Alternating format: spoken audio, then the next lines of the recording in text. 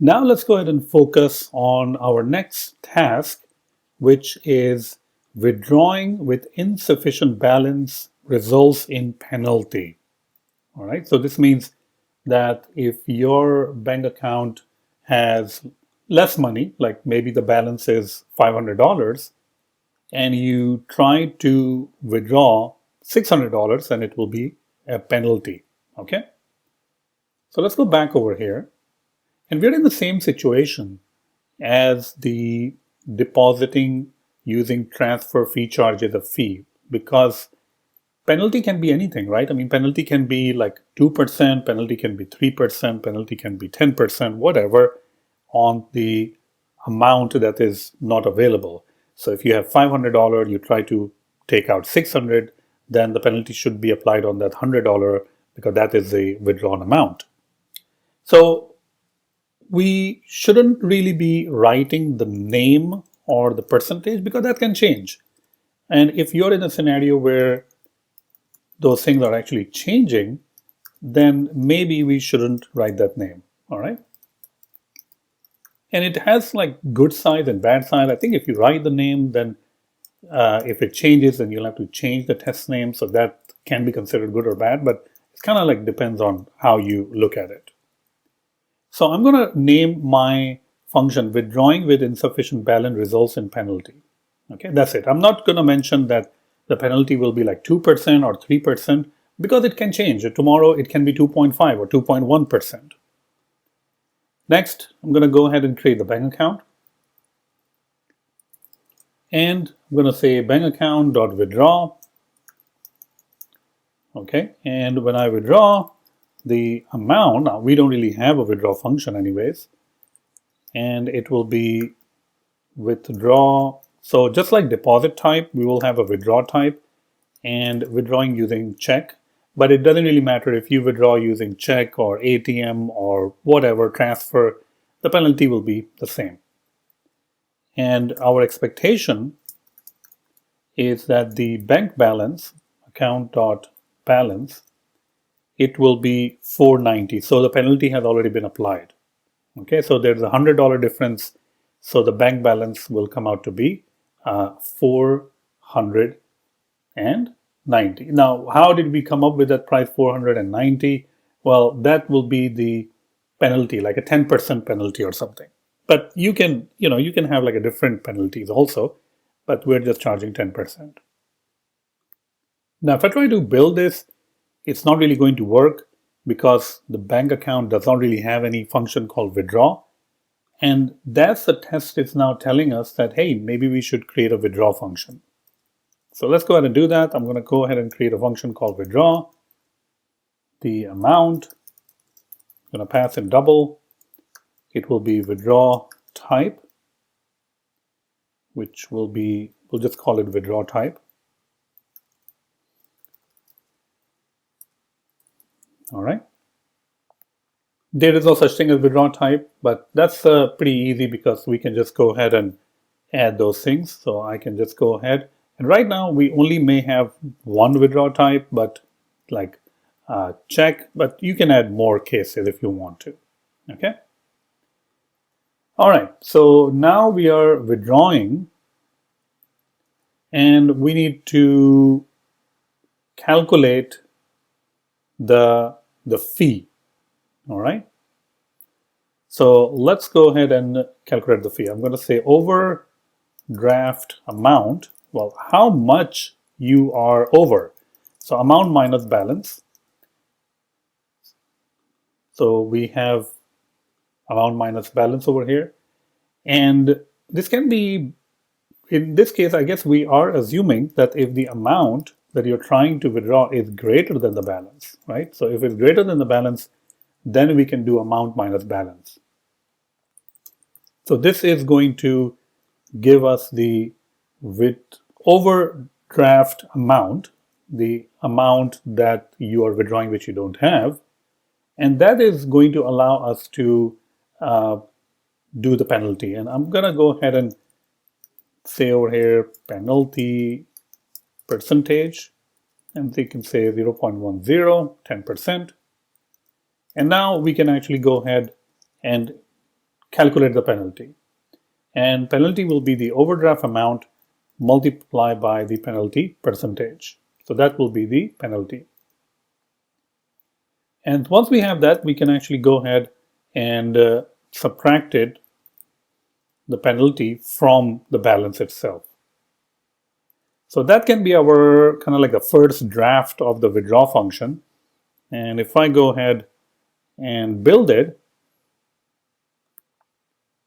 I should be able to build it successfully. I can go back and I can run my test over here. All right. So let's go ahead and run the test, and the test is passing. That is great. Test is passing. We can actually write another test over here where we don't have insufficient balance. So what happens in those cases? So if I go ahead and write another test, withdrawing, just like the depositing amount. Deposit amount using blah, blah, blah increases balance. So withdrawing amount from bank account, or just withdrawing amount, decreases balance amount. Again, the name of the test, make sure that it is wordy, descriptive. Withdrawing amount decreases balance. Okay, that's fine. And we will start with the same thing. We will go ahead and withdraw, but in this case, I'm going to only withdraw, let's say, $200. So this means that I can say by the balance will be $300, because 500 minus 200 will be 300. And I can run this test also. Now, when I run this test actually fails. That's the only test that is failing. And it is telling me that the bank balance, instead of $300, is coming out to be $500, which is the same balance we kind of like started with. And so it's not coming out to be correct. So we have to go back into our bank account and see where we are messing it up. So what do you think? What's going on? Well, it looks like this condition, the amount greater than balance, is only going to go inside the if the amount is greater than balance. But in this case, the amount is not greater than balance. I mean, the amount that we're trying to withdraw is $200, but the balance is $500. So it never goes inside over here and execute this part. So in those cases, it's just a normal withdrawal that you're doing. And in those cases, we can just go ahead and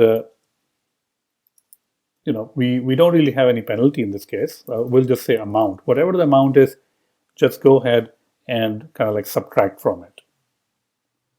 Let's go back to our test, and we can actually run the test. And you can press Command U to run all the tests again. And beautiful. See that? All the tests are now passing. All right.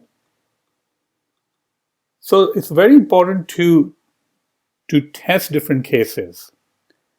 Over here, we test the case that with insufficient balance, we are adding a penalty. And that's a very special case, by the way, all right? Because banks, credit cards, ATMs, all of those, anything related to financial institution, when they charge a fee, which can be a penalty, which can be overdraft fee, which can be anything, they make a lot of money charging those fees. And when I say a lot of money, I'm talking about millions and billions, sometimes even billions of dollars. All right. So this is important to the bank.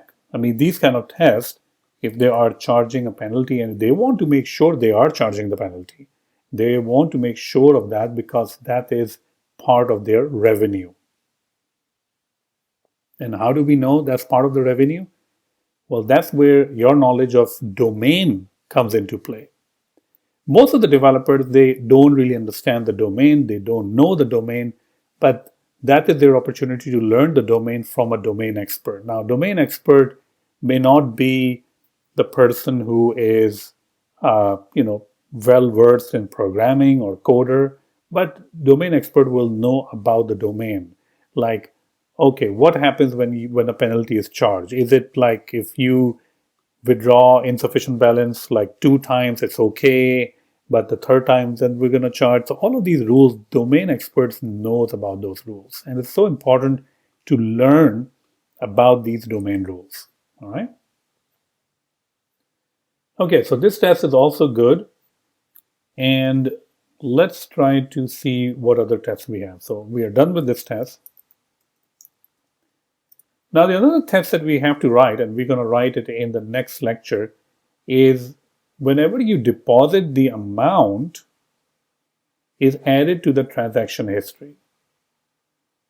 All right. And obviously, this is when you're withdrawing, the amount is added to the transaction history. We're only going to do the deposit part, but it will be very similar. For the withdrawing part will be very similar also.